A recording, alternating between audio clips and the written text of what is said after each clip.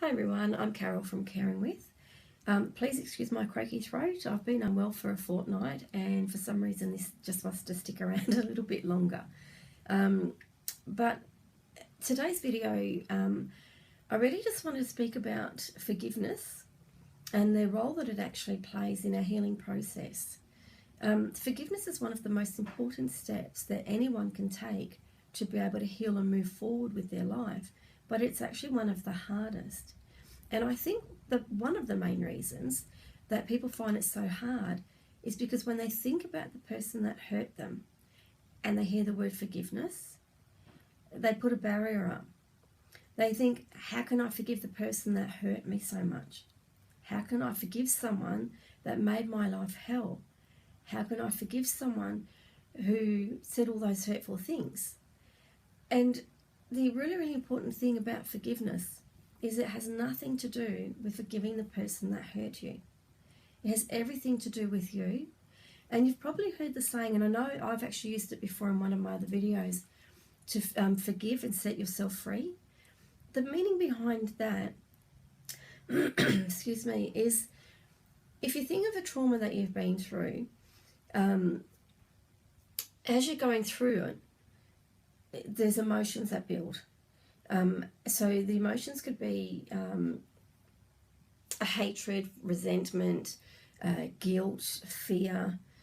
There's a lot of emotions that are quite happy to jump onto any trauma that we go through in our life, and they stay there. And if we don't process the emotions and we don't separate them, they'll stay there forever. And you know, with every future trauma or event that you go through that makes you feel the same, those emotions grow. They just keep growing because they're not going to go anywhere until you process them. So I know what I'm about to say is going to sound very cold to a lot of people, and I don't mean it that way. Please believe me. You have to learn to separate the emotions with the facts. And what I mean by that is the fact is the trauma or the event, okay? And that means it's what happened. You can't change that because it's happened. And that's where I don't want to sound cold. I'm not saying, well, it's happened, so get over it. That is not what we're saying, okay? You need to separate the fact with what was out of your control and what has already happened with the emotions that have attached to it, because the emotions are how you feel, how you felt about the trauma at the time, and how you react to future traumas or events. If you don't process those emotions and you don't learn how to separate them and to release them, they bind you to the trauma. So that means that as you go through life, the emotions come with you, so the trauma comes with you. And sometimes it's why people feel when they're going through counselling or therapy and they start dealing with past issues, they feel worse. And they think, why am I coming here? Because I feel worse than I did before. You know, before I didn't have to think about it. But now it's like it's just happened yesterday. It's because the emotions are raw and they're real and they're still attached to the trauma because they haven't been released. So it's really, really important. One of the most important parts of healing, if not the most important, is to forgive yourself, not the person that hurt you. Forgive yourself for carrying all those emotions.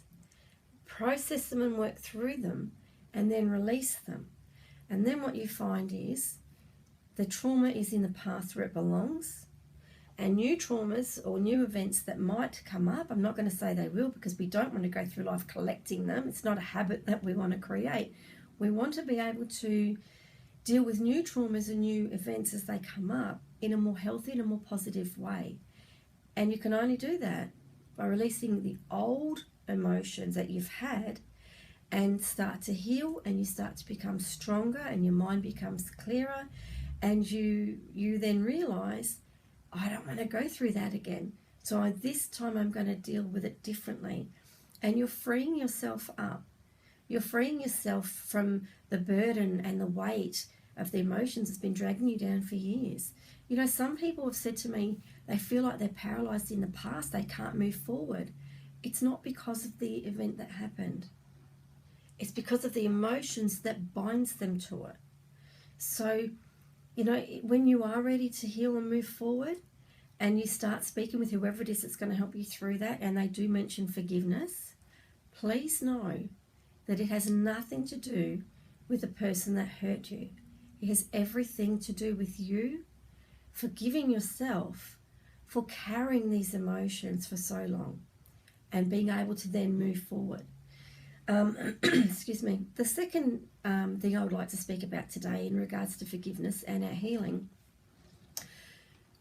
we learn to judge people based on people we already know. So what I mean by that is, if you think of somebody in your life that you love to be around, someone that makes you laugh, makes you feel happy, that brings out the best in you, and you can't wait to see them and you love spending as much time with them. If you meet a new person and they remind you of that person that you love so much, you don't even question them sometimes. You just let them into your life. There's no barriers, there's no guards up. You're accepting because they remind you of someone that makes you feel good. Okay? Well, that also works in reverse. So what I mean by that is, if you meet somebody new that reminds you of the person that hurt you, if you haven't released the emotions that bind you to that event or that trauma, and you meet somebody new, this person might not have any intentions of hurting you at all, but they might remind you of the person that has hurt you because they might look like them, they might laugh like them, they might walk like them, they might use certain comments or phrases that the person that hurt you did as well. So what that does is it stops you from opening up to this person, and you won't let them in. You know, the walls will be straight up and you'll be questioning and questioning, and they're almost going to have to prove themselves to you before you are open to letting them in.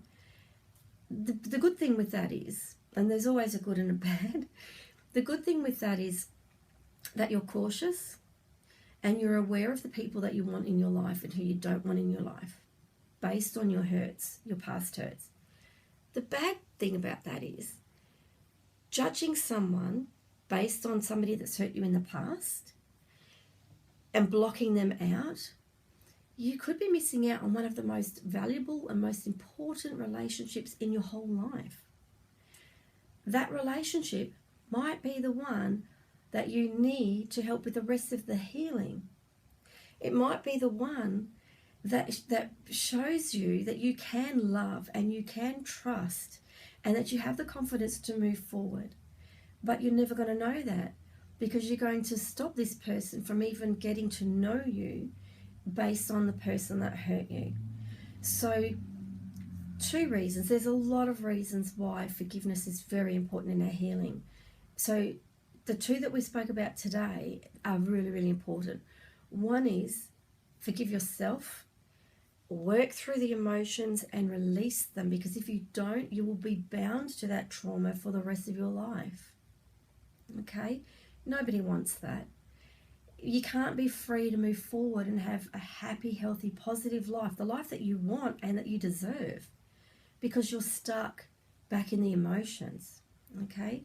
Because down the track, you know, if you don't deal with these emotions, it's not actually the trauma that is affecting you. It's the emotions that are affecting you. Okay? So release the emotions, forgive yourself for carrying them for so long, not for having them. Emotions are natural. There's something that comes up when we go through things. You know, happiness is an emotion. You laugh when you find something funny. You cry when something's sad. They're natural.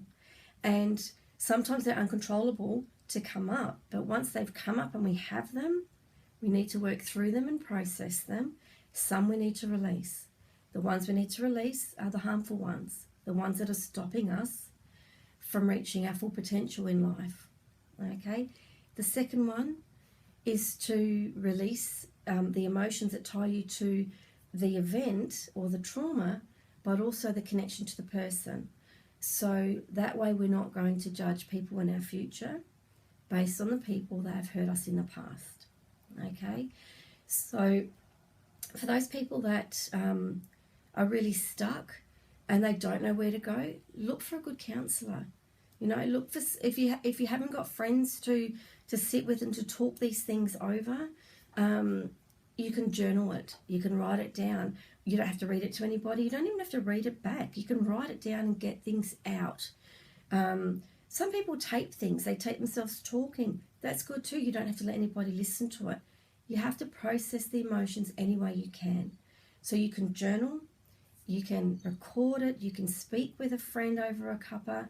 You can tell if you're still in connection with the person that's hurt you and you want to talk to them. Talk to them. Find the confidence and the courage to do that.